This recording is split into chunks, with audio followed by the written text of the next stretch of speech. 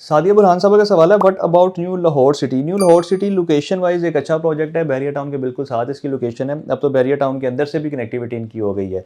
और जो यहाँ पे ऑन ग्राउंड यानी कि प्लॉट्स हैं, अगर उसमें आप इन्वेस्ट करना चाहें या घर बनाना चाहें तो आपके लिए एक अच्छी ऑप्शन हो सकती है। यहाँ पे पिछले दिनों कुछ प्रॉब्लम्स चल रही थी कोई गैस के वाले से, बिजली के वाले से। आई होप वो सॉर्ट आउट हो चुके होंगे डेवलपर की तरफ से, क्योंकि डेवलपर नहीं चाहता कि कोई भी प्रोटेस्ट किया जाए वहाँ के रिहायशियों की तरफ से, या किसी भी किस्म की अगर उनके साथ कोई ज़्यादती हो रही है तो उसको कहीं ना कहीं किसी न किसी स्टेज पर हाईलाइट किया जाए। तो उन्होंने कोऑपरेट कर लिया होगा उनके साथ।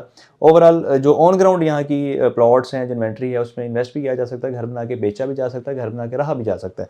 लेकिन यहाँ पे जो फाइल्स इन्होंने बेची हुई हैं, एक बड़ा इन्होंने फेमस प्रोजेक्ट अपना बेचा हुआ है स्मार्ट सिटी के नाम से, उसकी फाइलें बेची हुई हैं। वो एक बहुत लॉन्ग टर्म प्रोजेक्ट है, और वो वैसे भी इनका जो फेज़ है, फेज़ 4 जिसे रॉयल एनक्लेव भी कहते हैं, वहाँ का प्रोजेक्ट है, और वो लंबा चौड़ा प्लान है। अब इन्होंने फाइल बेची है, उसके बाद बैलेटिंग होगी, फिर डेवलपमेंट चार्जेस लगेंगे, उसके बाद जाके वो आपको डिलीवर होगा। लेकिन इसके अलावा जो ऑन ग्राउंड प्लॉट्स हैं, जिसका फौरी आपको कब्जा मिल जाता है, पोजेसन मिल जाता है, उसको कंसीडर किया जा सकता है, रिहाइश के वाले से भी, सेल परचेज़ के वाले से भी, और घर बना के बेचने के वाले से भी।